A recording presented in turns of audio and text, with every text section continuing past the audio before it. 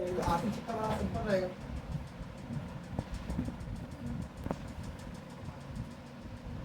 एक और प्रश्न होता है इसमें वित्तीय विवरण।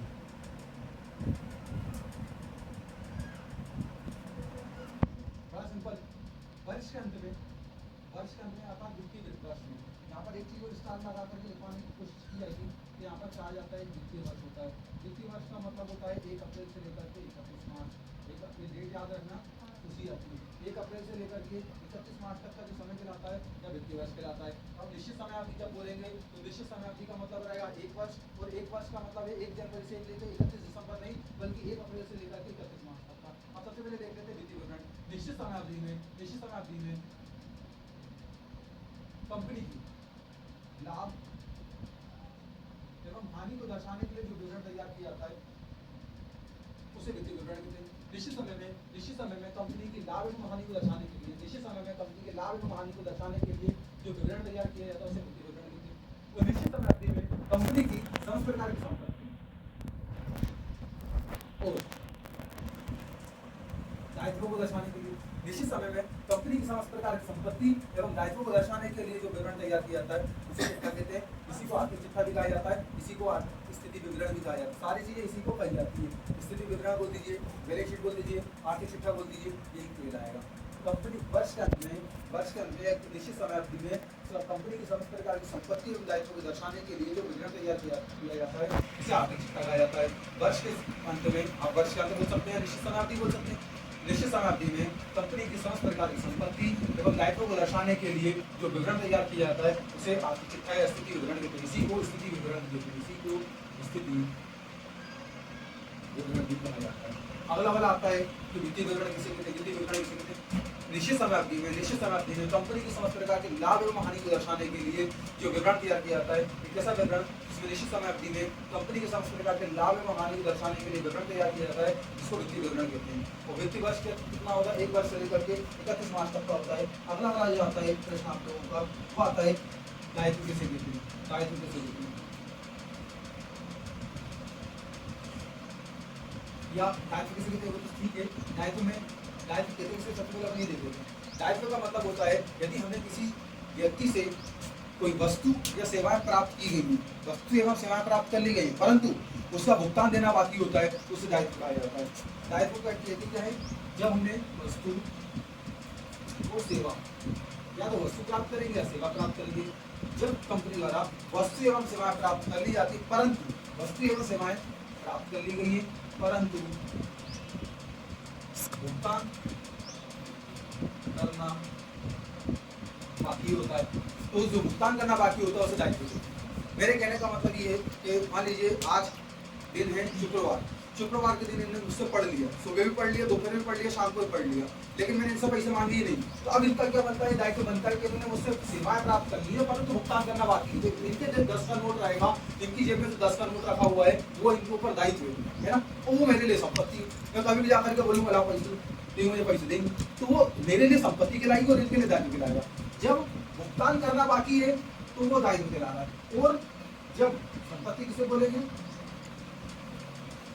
संपत्ति से बोलेंगे जब वस्तु एवं सेवाएं, क्या बोला गया? वस्तु और सेवा, वस्तु एवं सेवाएं प्रदान की जा चुकी है, वस्तु एवं सेवाएं प्रदान की जा चुकी है परंतु भुगतान लेना बाकी है।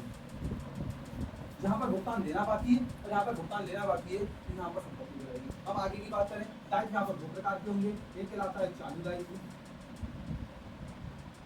इसी को तरल दायित्व भी बोला जाएगा। चालू दायित्व हो गया, और ये होता है गैर चालू दायित्व, इसी को गैर तरल दायित्व के अंतर्गत भी रखा जाएगा। चालू दायित्व या तरल दायित्व, ऐसे दायित्व जिनका भुगतान 1 वर्ष या उससे कम की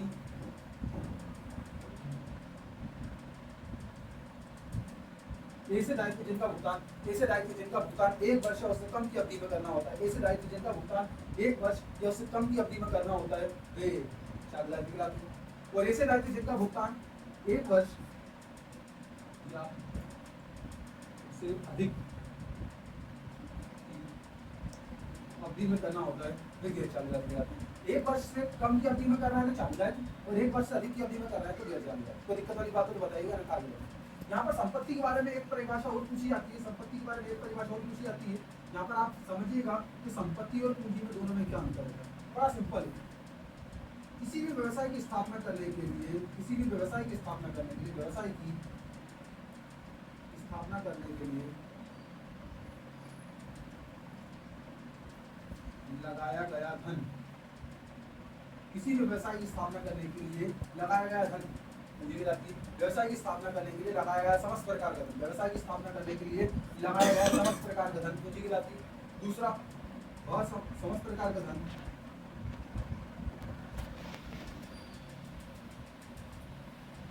जिससे आय प्राप्त की जाती है, ये भी पूंजी कहलाती है। समस्त प्रकार का धन जिससे आय प्राप्त की जा सकती है पूंजी कहलाती है। और किसी व्यवसाय की स्थापना करने के लिए लगाया गया समस्त प्रकार का धन भी पूंजी कहलाती है। अब सवाल उठता है सर पूंजी और संपत्ति में क्या अंतर है? तो पूंजी का मतलब था जब हमने व्यवसाय की स्थापना करने के लिए धन लगाया गया है, और यहाँ पर संपत्ति का मतलब था व्यवसाय के संचालन के लिए, व्यवसाय के संचालन के लिए।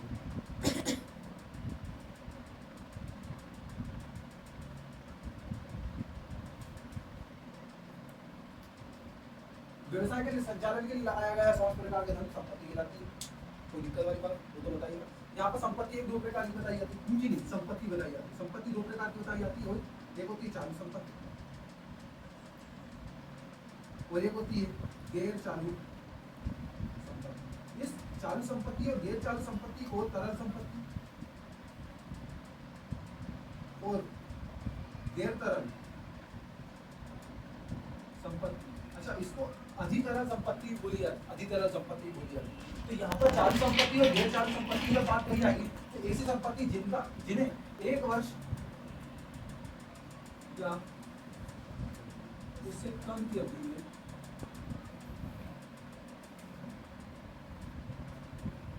नकद रूप में परिवर्तित किया जा सकता है। ऐसी संपत्ति जिन्हें 1 वर्ष या उससे कम की अवधि में, ऐसी संपत्ति जिन्हें 1 वर्ष या उससे कम की अवधि में तरल रूप में परिवर्तित किया जा सकता है चालू संपत्ति कहलाती है। और ऐसी संपत्ति जिन्हें 1 वर्ष या उससे कम की अवधि में, 1 वर्ष या उससे अधिक की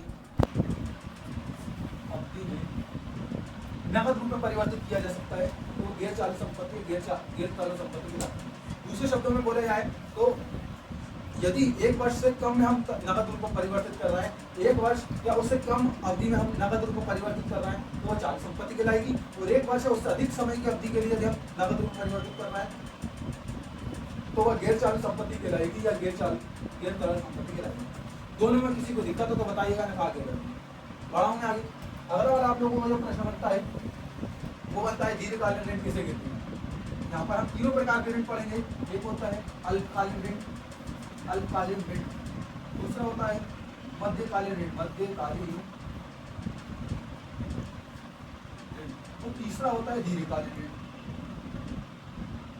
ऐसे ऋण जिनकी अवधि 1 वर्ष या उससे कम होती है, ऐसे ऋण जिनकी अवधि 1 वर्ष या उससे कम की होती है उन्हें अल्पकालीन ऋण कह सकते हैं। या दूसरे शब्दों में ऐसा कहा जाता है ऐसे ऋण जिनका भुगतान 1 वर्ष या उससे कम की अवधि में करना होता है अल्पकालीन ऋण कहलाते हैं। ऐसे ऋण जिनका भुगतान 1 वर्ष से अधिक एवं 5 वर्ष से कम अवधि में करना होता है तो मध्यकालीन ऋण कहलाते हैं। और ऐसे ऋण जिनका भुगतान 5 वर्ष से अधिक की अवधि में किया जाता है, ऐसे ऋण जिनका भुगतान 5 वर्ष या उससे अधिक की अवधि में किया जाता है तो दीर्घकालीन ऋण के अंतर्गत आते हैं। कोई दिक्कत वाली बात हो तो बताइए। ऐसे ऋण जिनका भुगतान 1 वर्ष या कम से अवधि में करना तो अल्पकालीन ऋण, ऐसे ऋण जिनका भुगतान 1 वर्ष या से अधिक और 5 वर्ष से कम की अवधि में करना होता है वे मध्यकालीन ऋण कहलाते हैं। और ऐसे ऋण जिनका भुगतान 5 वर्ष से अधिक की अवधि में करना होता है वे दीर्घकालीन ऋणों के अंतर्गत आते हैं। कोई दिक्कत वाली बात हो बताइए। अगला वाला प्रश्न आता है आप लोगों का, हाँ पंखा बंद करो। अगला प्रश्न आता है सुरक्षित ऋण किसे कहते हैं? सुरक्षित, अच्छा लग रहा था पंखा चल रहा था। ऋण किसे कहते हैं? और अगला वाला बोलते हैं असुरक्षित। ऋण किसे कहते हैं? बड़ा सिंपल है, सुरक्षित ऋण। ऐसे ऋण जिन्हें लेने के लिए, ऐसे ऋण जिन्हें लेने के लिए कंपनी को, ऐसे ऋण जिन्हें लेने के लिए कंपनी को अपनी संपत्ति बंधक के रूप में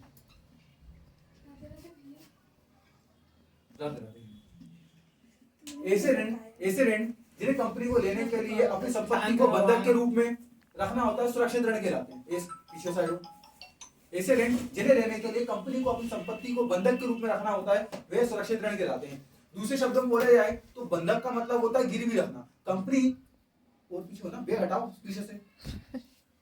ऐसे ऋण जिन्हें लेने के लिए कंपनी को अपनी संपत्ति को बंधक के रूप में रखना होता है, वे सुरक्षित ऋण कहलाते हैं।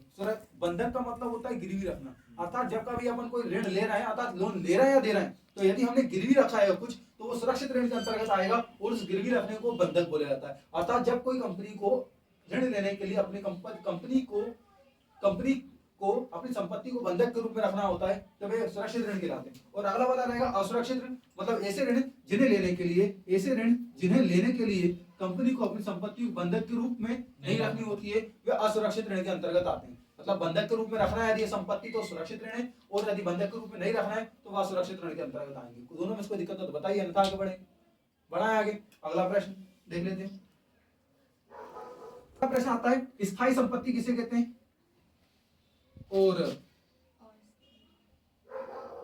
स्थायी संपत्ति किसे कहते हैं? पहला, और इसी में बनता है अस्थायी संपत्ति या फिर परिवर्तनशील संपत्ति। यहाँ पर दोनों प्रकार की संपत्तियों के बारे में जानकारी दी जाएगी। हालांकि आप बोल रहे हैं कि सर इतने सारे अंतर कैसे बन जाएंगे? अरे भाई बिल्कुल बनेंगे। हम स्थायी संपत्ति को केवल उदाहरण के तौर पर देखेंगे, जैसे हमने बोल दिया गया भूमि, भवन, मशीनरी, फर्नीचर इत्यादि। अच्छा, मशीन को यंत्र बोला जाता है और फर्नीचर को उपस्कर बोला जाता है, तो कोई भी हिंदी और इंग्लिश में मिक्स ना करे, अलग अलग रखे। भूमि, भवन, मशीनरी, फर्नीचर इत्यादि स्थायी संपत्ति के अंतर्गत आती है। जबकि अस्थायी संपत्ति के अंतर्गत देखेंगे तो कच्चा माल आएगा, श्रमिक आएगा और कार्यशील पूंजी आएगी। यहाँ पर आपको बता देता हूं मैं कि इनको हम किस प्रकार से इनके अंतर लिखेंगे। अरे भाई हमें स्पष्ट रूप से दिखाई दे रहा है कि भूमि महंगी आएगी, कच्चा माल सस्ता आएगा। अरे भाई श्रमिक 500 रुपए में मिल जाएगा, लेकिन बिल्डिंग खरीदने के लिए हमें 5 लाख रुपए की आवश्यकता होगी। तो इसका मतलब ये स्थायी संपत्ति ऐसी संपत्ति जिनका मूल्य अधिक होता है, व्यवसाय में लंबे समय तक पाई जाती है, अल्पकालीन परिवर्तन संभव नहीं होता है, स्थायी संपत्ति कहलाती है। क्या क्या बोला गया? ऐसी संपत्ति जिनका मूल्य अधिक होता है, बिल्कुल मूल्य अधिक है, व्यवसाय में लंबे समय तक पाई जाएगी, भूमि एक बार खरीद ली 50 साल चलती है। ऐसी संपत्ति जिसका मूल्य अधिक होता है, व्यवसाय में लंबे समय तक पाई जाती है, अल्पकालीन परिवर्तन संभव नहीं होता है, तो उसे स्थायी संपत्ति कहते हैं, जैसे भूमि, भवन, मशीनरी, फर्नीचर इत्यादि। यहाँ पर यदि हम अस्थायी संपत्ति या परिवर्तनशील संपत्ति की जब बात करेंगे, तो यहाँ पर आप देखेंगे चाहे कच्चा माल, चाहे श्रमिक हो, चाहे कार्यशील पूंजी, तो इनका मूल्य कम होता है, व्यवसाय में कम समय तक पाई जाती है, अल्पकालीन परिवर्तन संभव नहीं होता है, वे अस्थायी संपत्ति या परिवर्तनशील संपत्ति कहलाती है। तो कुल मिलाकर के इसी का उल्टा हम लिख रहे हैं, तो हमारी अस्थायी संपत्ति या परिवर्तनशील संपत्ति कंप्लीट हो जाती है। यहाँ पर आप लोगों को परिभाषा भी पूछी जाएगी इसकी, और विशेषताएं पूछी जाएगी और अंतर भी पूछी जाएंगी। परिभाषा में लिखेंगे तो क्या लिखेंगे? एक ऐसी संपत्ति जिसका मूल्य अधिक होता है, व्यवसाय में लंबे समय तक पाई जाती है, अल्पकालीन परिवर्तन संभव नहीं होता है, वे स्थायी संपत्ति कहलाते हैं, जैसे भूमि, भवन, मशीनरी, फर्नीचर इत्यादि। और अस्थायी संपत्ति या परिवर्तनशील संपत्ति की जब बात करेंगे तो इसकी परिभाषा बनेगी, एक ऐसी संपत्ति जिसका मूल्य कम होता है, व्यवसाय में कम समय तक पाई जाती है, अल्पकालीन परिवर्तन संभव होता है, वह अस्थायी संपत्ति कहलाती है, जिससे कच्चा माल, श्रमिक और कार्यशील पूंजी इत्यादि। ये आप लोगों को कॉपी में भी लिखे रखे होंगे, जिनके पास नहीं लिखे हुए रखे उन लोग फोटो ले लीजिएगा, कॉपी ले लीजिएगा। हालांकि ये मेरे द्वारा बहुत सारी बार बताया जा चुका है, हिंदी उसमें बताया था शायद, मेरे ख्याल से इकोनॉमिक्स में बताया था, बिजनेस में बताया था, और इसमें बताना पड़ रहा है, तो ठीक है, अगला बता दिया गया था। अगला वाला प्रश्न देखते हैं। किसी को यदि कुछ पूछना है इसमें तो पूछ लीजिए, अन्यथा आगे बढ़ेंगे। अगला आता है आप लोगों का टॉपिक, जिसमें पूछा जाता है मूर्त संपत्ति किसे कहते हैं और अमूर्त संपत्ति किसे कहते हैं। एक आती है मूर्त संपत्ति, और अगली वाली आती है अमूर्त संपत्ति किसे कहते हैं। बड़ा साधारण टॉपिक है ये भी भाई। मूर्त संपत्ति, मूर्त का मतलब होता है जो दिखाई दे, मूर्त का मतलब मूर्ति दिखाई देती ना, बिल्कुल ऐसी संपत्ति जिन्हें हम देख व स्पर्श कर सकते हैं। ऐसी संपत्ति जिन्हें हम देख व स्पर्श कर सकते हैं, वे मूर्त संपत्ति के अंतर्गत आती है। जैसे अभी बताया गया, जैसे भूमि, भवन, मशीन, फर्नीचर इत्यादि। ऐसी संपत्ति जिन्हें हम देख व स्पर्श कर सकते हैं, व स्पर्श कर सकते हैं, वे मूर्त संपत्ति कहलाती है, जैसे भूमि, भवन, मशीनरी, फर्नीचर इत्यादि। यदि हम यहाँ पर बात करें अमूर्त संपत्ति की, तो ऐसी संपत्ति जिन्हें हम देख व स्पर्श नहीं कर सकते वे अमूर्त संपत्ति के अंतर्गत आती है, जैसे ट्रेडमार्क, जैसे ख्याति, जैसे विज्ञापन इत्यादि। ये सारे सारे अमूर्त संपत्ति के अंतर्गत, पेटेंट,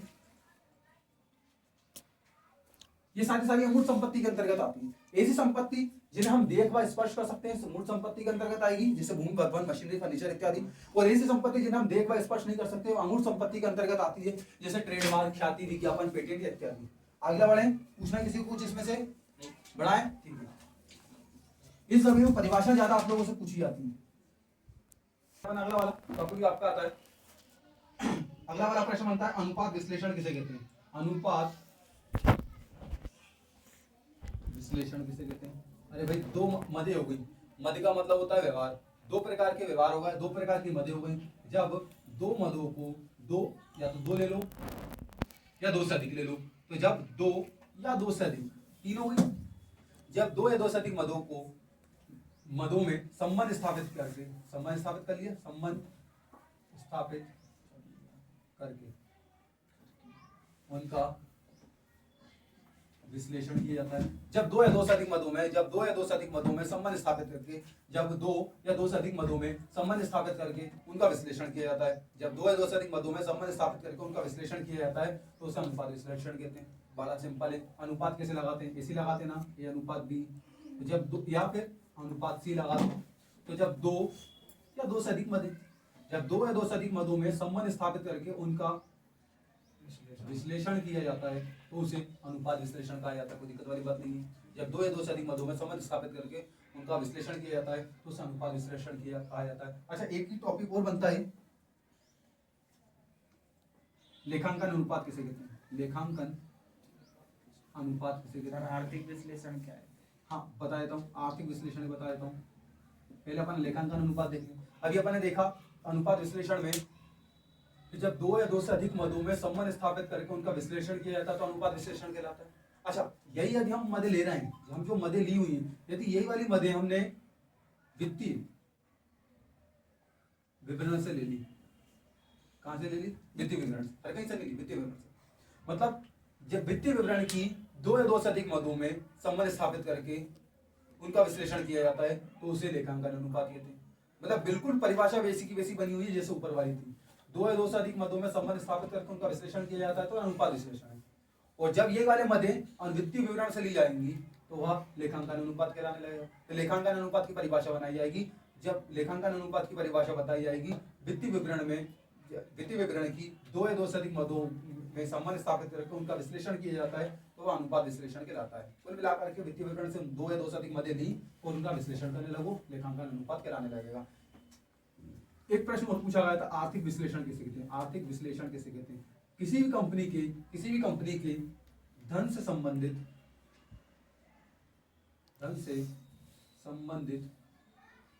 व्यवहार, किसी भी कंपनी के धन से संबंधित व्यवहारों का विश्लेषण करना, किसी भी कंपनी के धन से संबंधित व्यवहारों का विश्लेषण करना आर्थिक विश्लेषण कहलाता है। किसी भी कंपनी के धन से संबंधित व्यवहारों का, किसी भी कंपनी के धन से संबंधित व्यवहारों का विश्लेषण करना ही आर्थिक विश्लेषण कहलाता है। आर्थिक का मतलब भी होता है धन से संबंधित।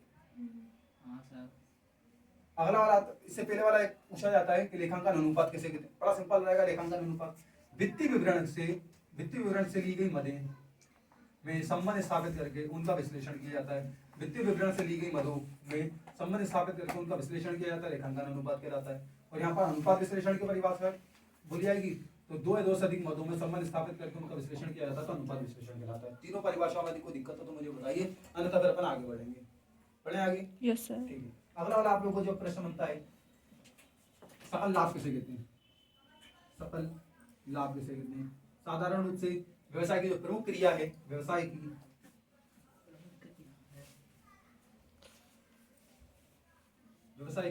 प्रमुख क्रिया से धन अर्जित करने की क्षमता को सकल लाभ कहा जाता है। व्यवसाय की प्रमुख क्रिया से धन अर्जित करने की क्षमता को, व्यवसाय की प्रमुख क्रिया से धन अर्जित करने की क्षमता को सकल लाभ कहा जाता है। दूसरे शब्दों में बोला जाए, जैसे मैं बोलूं रेलवे जानते हैं? रेलवे का प्रमुख रूप से पैसा पता कहां से आता है? किराए से, भाड़े से। मतलब उसने या तो वस्तुओं को एक स्थान से दूसरे स्थान तक छोड़ा, या फिर यात्रियों को एक स्थान से दूसरे स्थान तक छोड़ा, तो उसकी प्रमुख व्यवसायिक क्रिया कौन सी, व्यवसाय की प्रमुख क्रिया से धन अर्जित कर लिया तो उसे सकल लाभ होगा। लेकिन आप देखेंगे कि रेलवे वाले, जो रेलवे है वो अब केवल यात्रियों से पैसा लेने के से, या फिर जो माल एक स्थान से दूसरे स्थान तक ढुलाई करती उसके माध्यम से पैसा लेने के अलावा वो पार्किंग के लिए पार्किंग का ही पैसा लेती है, बिल्कुल, तो उसकी सकल लाभ में नहीं आएगा, वो शुद्ध लाभ में चला जाएगा। मतलब सकल लाभ के अलावा बाकी और जो व्यवसाय की क्रिया है, भाई विज्ञापन करना है, विज्ञापन कर रहे हैं, वो जो है स्टेशन का टिकट ले रहा है, बिल्कुल सही कर रहे हैं, वहां पर वो उन्होंने खाने के स्टॉल लगा के रखे हुए हैं, वो है, उन्होंने कबाड़ा बेच दिया, वो है, तो ये सारी चीजें जो होती है वो उनकी अलग व्यवसाय क्रिया होती है। लेकिन हम क्या बात कर रहे हैं सकल लाभ के लिए, व्यवसाय की प्रमुख क्रिया से धन अर्जित करने की क्षमता को ही सकल लाभ कहा जाता है। अगला वाला प्रश्न बनता है,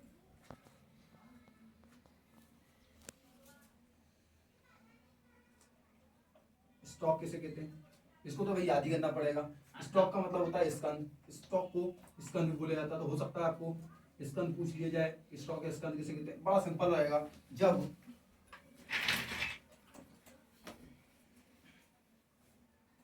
स्कंद नहीं, माल की लागत, बेचे गए माल की लागत, बेचे गए माल की लागत को निकालने के लिए हमें प्रारंभिक रहतिया में से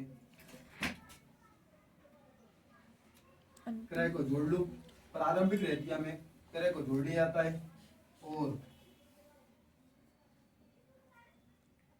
प्रारंभिक रहतिया में क्रय को जोड़ लिया जाता है, और अंतिम रहतिया को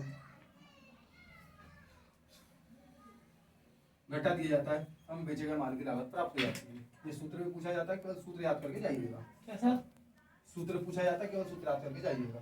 क्या है सूत्र? यही तो है, इसमें से क्रय को जोड़ लिया था और अंतिम रहतियों को घटा दिया जाता, तो बेचा हुआ माल की लागत नहीं है ये सूत्र, गणित में यही है सूत्र, केवल इतना ही है ना। अगला आता है, मैं आप लोगों को मध्यकालीन ऋण, अल्पकालीन ऋण और दीर्घकालीन ऋण इससे पहले बता ही चुका हूँ। इसके अलावा इसमें चालू अनुपात बता चुका हूँ मैं। शुद्ध लाभ अनुपात किसे कहते हैं? सर ये बेचे गए माल की लागत स्टॉक मतलब इसका केवल बिक्री को निकालना है, बिक्री को निकालने के लिए इसका उपयोग किया जाता है। अच्छा, मैंने इससे पहले आप लोगों को तरल संपत्ति लिखवाई हुई थी, चालू संपत्ति जिसको बोला गया था, उसी को ऑब्लिक करके उसी के आगे लिख लीजिएगा, उसी को शीघ्र संपत्ति भी बोला जाता है, वो भी कंप्लीट हो गई है।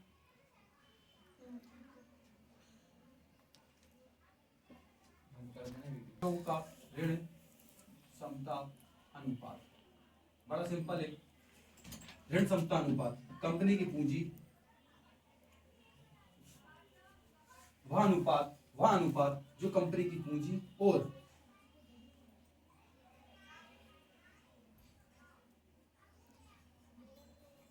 वह अनुपात जो कंपनी की पूंजी एवं दीर्घकालीन ऋणों में संबंधों को दर्शाता है। वह अनुपात जो कंपनी की पूंजी और दीर्घकालीन ऋणों में संबंधों को दर्शाता है वह ऋण समता अनुपात कहलाता है। कोई दिक्कत? एक ऐसा अनुपात जो कंपनी की पूंजी और दीर्घकालीन ऋणों में संबंधों को दर्शाता है, तो वह ऋण समता अनुपात कहलाता है। कंप्लीट हो जाती परिभाषा। सब 2-2 नंबर के प्रश्न है सारे, 4 नंबर के प्रभाव में क्या हुआ? अगला प्रश्न आता है आप लोगों का, यह चैप्टर कंप्लीट हुआ, इसमें इतना ही है। इसके बाद इसमें जो प्रश्न थे वो मैंने आप लोगों को पिछले वाले चैप्टर में भी कंप्लीट करवा दिए गए। अगला वाला जो आप लोगों का चैप्टर आता है वो आता है रोकड़ प्रवाह विवरण किसे कहते हैं। तो सबसे पहला प्रश्न बनता है रोकड़ प्रवाह विवरण में रोकड़ से क्या आशय है? तो रोकड़ से आशय होगा रोकड़ और नगद, रोकड़ तुल्य प्रतिभूति। रोकड़ प्रवाह प्रश्न क्या बनेगा? प्रश्न ध्यान से देखिएगा, प्रश्न बनेगा रोकड़ प्रवाह विवरण से क्या आशय? रोकड़ प्रवाह विवरण से आशय रोकड़ प्रवाह विवरण में रोकड़ से आशय रोकड़ और रोकड़ तुल्य प्रतिभूति को ही रोकड़ कहा जाता है।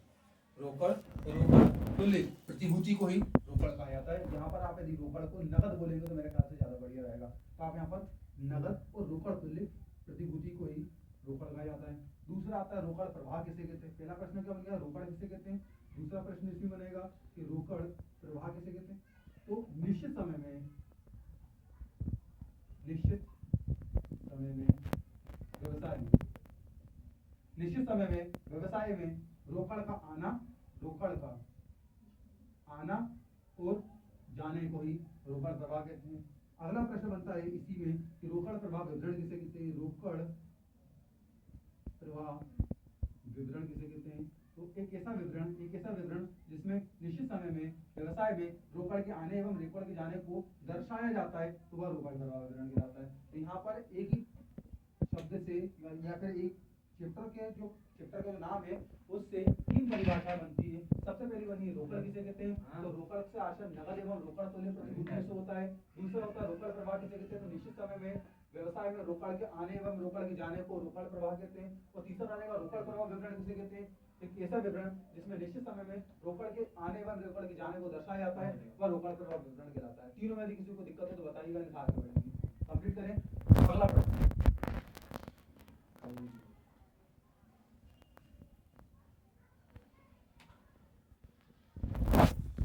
सब आएगा, रोकड़ तुल्य,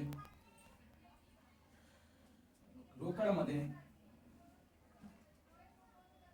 रोकड़ तुल्यांक, इस सारे का मतलब एक ही होता है। इसका मतलब ये होता है अल्पकालीन प्रतिभूति।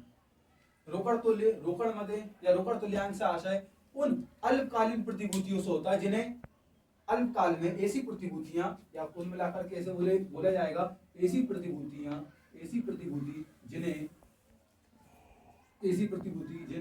अल्पकाल में बिना किसी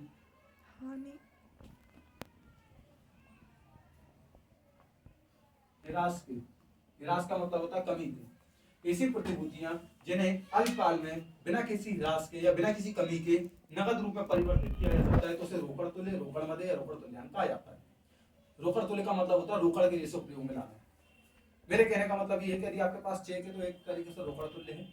यदि आपके पास सोना रखा हुआ गोल्ड, वो भी रोकड़ तुल्य के अंतर्गत आता है। लेकिन हाँ, यदि आपके पास मकान रखा हुआ तो रोकड़ तुल्य के अंतर्गत नहीं आता, क्योंकि वो दीर्घकालीन संपत्ति के अंतर्गत आता है, उन्हें अल्पकाल में परिवर्तित नहीं किया सकता।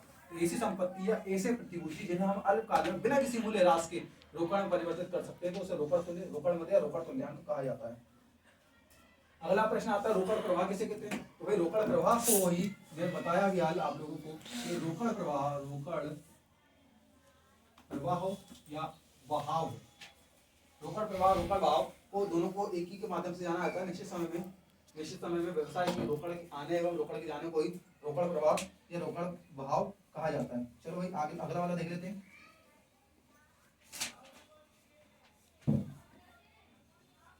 प्रवाह बना पड़ा तो रोकड़ के स्रोत भी हमें पढ़ने पड़ेंगे। रोकड़ के स्रोत कि हमें रोकड़ कहां से प्राप्त होगी, और दूसरा आएगा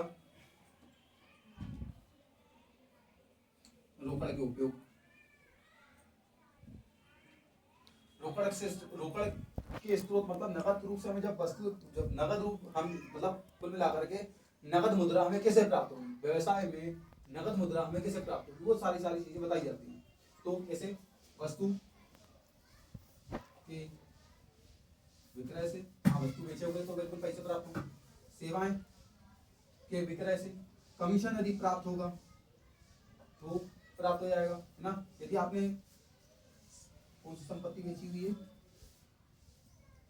लाभांश प्राप्त करने से कमीशन से प्राप्ति, लाभांश से प्राप्ति, ब्याज से प्राप्ति, और कौन सी संपत्ति बोलते हैं उन्हें, जो कबाड़ा होता है उनको बेचने से भी मूल्य प्राप्त होता है व्यवसाय में, है ना। तो उसको बोलेंगे अनैतिक संपत्ति को बेचने से। कौन सी संपत्ति बोली जा रही है इसको,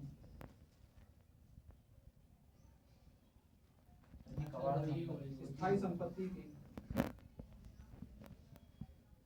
बिक्री से, जो संपत्ति स्थायी संपत्ति बिक्री से जो मूल्य प्राप्त होता है उसे भी रोकड़ के स्रोत माना जाता है। अच्छा, जाएगा कहाँ से, वस्तु को। अच्छा, यहाँ पर वस्तु विक्रय तो कर लोगे, लेकिन विक्रय करने के लिए उसको पहले क्रय भी करना पड़ेगा ना। तो वस्तु जाएगी कहाँ पर, वस्तु के क्रय करने में, सेवाओं के क्रय करने में, यहाँ पर प्राप्ति लिख रहे हैं तो यहाँ पर देना पड़ेगा कमीशन, तो कमीशन देने में, लाभ या ब्याज देने में, स्थायी संपत्ति खरीदने में और उनकी मरम्मत करवाने इत्यादि में रोकड़ का प्रयोग किया जाता है। अगला प्रश्न आप लोगों को बनता है कि आप लोगों को याद करना पड़ेगा रोकड़ प्रभाव विवरण और रोकड़ प्रभाव विवरण और कोष प्रभाव विवरण। यहाँ पर पहले बता रहा हूँ आप लोगों को कि भाई एक अंतर जो है आप लोगों को याद कर लेना चाहिए कार्य से, रोकड़ प्रवाह विवरण और कोष प्रवाह विवरण में अंतर पता होना चाहिए आपको। बड़ा शानदार प्रश्न है ये, कोष प्रवाह विवरण और रोकड़ प्रवाह विवरण, और एग्जाम में आने के चांसेस इसके ज्यादा हैं। कंप्लीट सर ये क्वेश्चन कैसा आएगा रोकड़ के प्रयोग?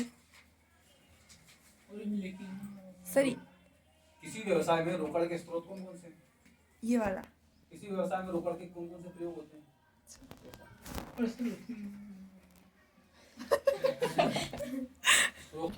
हाँ,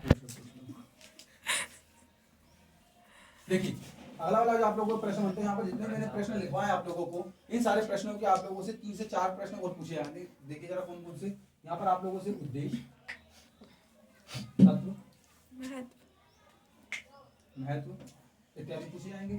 तो जब हम ध्यान दीजिएगा, यदि आप उद्देश्य तत्व लिख रहे हैं तो आप यहाँ पर ता वाले शब्दों का प्रयोग बड़ी आसानी से कर सकते हैं। और जब आप महत्व लिख रहे हैं तो यहाँ पर हमें पाले जी की कहानी लिखनी है।